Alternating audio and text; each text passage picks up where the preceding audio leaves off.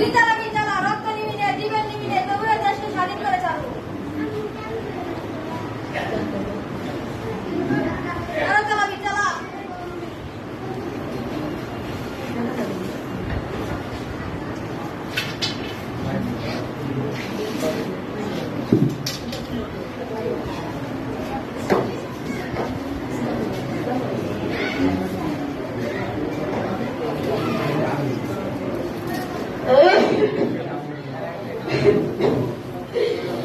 বাবা ফের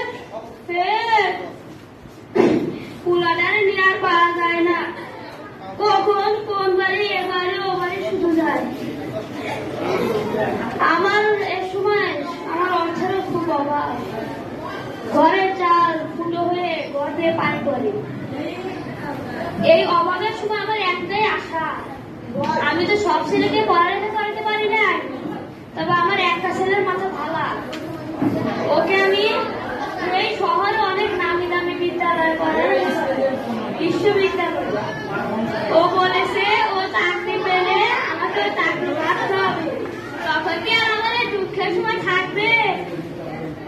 কিন্তু কদিন ধরে আমার বেশি ভালো লাগতেছে না।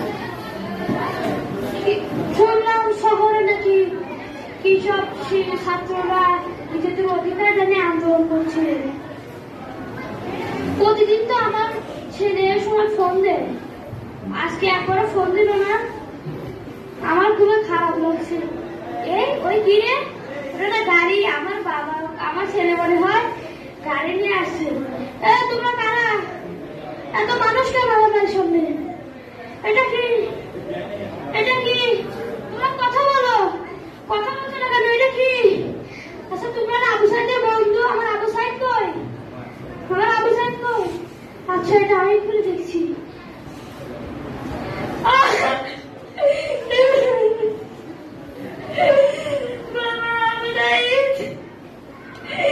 আমি তোর সাথে কথা আশা করে গেছি।